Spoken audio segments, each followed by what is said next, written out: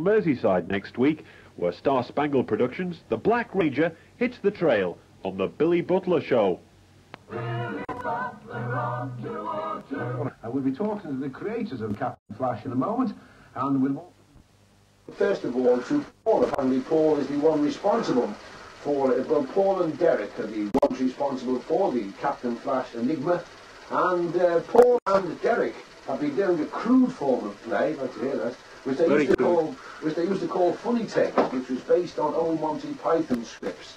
Dave heard a few of these, and that's when it really took off, and everything started happening for the three lads, when Dave's genius and know-how turned two ordinary people into creative individuals. Well, first of all, it came out of Derek's head. I don't want to take any credit for this at all, because Derek, who was on the dole at the time, was watching those Flash Gordon adventures, and this is where it sparked off in his brain, and that's where it came from. Derek wrote that script. I've written all the others, you know. But where it came from, we were really looking for, you know, a science fiction radio series. We'd just done a long sprawling epic about Greek mythology, would you believe? And we did what was going to be a 30-minute program of Captain Flash, and then we took it. We heard about this radio station starting up, Radio Wiston. It was. It was a hospital radio station, and we took it down there. And the station manager said, "Great, cut it down to a quarter of an hour, and we can use it." Captain Flash there, exactly, how long did it take to do that 9-minute, well that was an 11-minute episode? Well, it took us about a whole day, I should say. Well, it takes a whole... 2 weeks, wouldn't it? Yeah. It takes a whole day to do the dialogue, and then we go back and put the special effects and the music on, and that takes about half a day. Well, in those days it used to take a whole day because we were, you know. And can I just say it was slow. It was all done in a bedroom in the middle of Widnes as well, was that? Yes, I believe. Derek's bedroom. And nothing was going on. It deals with the art side of it. He hasn't written a script yet. He is working on one at the moment, which we'll discuss later. But thank you. But we have been writing the scripts, not between ourselves. We do them as an individual effort. We sort of knock ideas together, but we don't really have the time to sit down in a room all afternoon. The Black Ranger came from HTV. Repeated a few of the old. I'll call it Black Ranger, Lone Ranger episodes, and we taped one of these. Actually taped one because I couldn't see it on my set, so they taped one on a cassette. I listened to it, and that's where the idea came from. I mean, let's see, how old are you, David? I'm 22. 22, so really, when you were a teenager, that was about, what, 12 years ago? Were there many Saturday matinees going then? Well, no. Dr. X comes, well, he's another of our creations. He comes mainly from Frankenstein, but he's pulled out from vampire films and every Gothic film ever made. We did that. We worked for weeks on that, and it was censored because it was much too violent. Well, obviously, for hospital radio, Dr. X. I did hear an episode, listeners. In fact, what I'm trying to do is I'm trying to persuade Dave Porter and John Kennedy to accept Dr. X for our late night shows, because it is so horrific, the Dr. X series, that we could only feature it on a late night show. And whether Dave and John are too squeamish to take this blood-curdling thing, I don't know.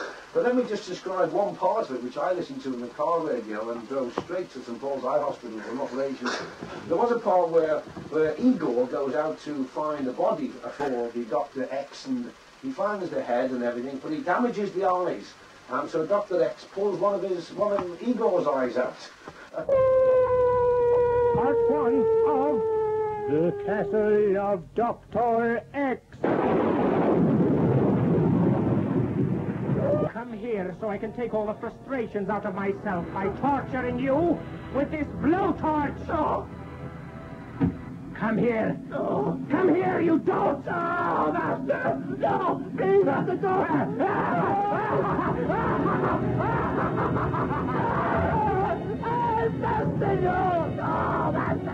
The show, the serial called The Ghost of Dead Man's Gulch, featuring the Black Ranger.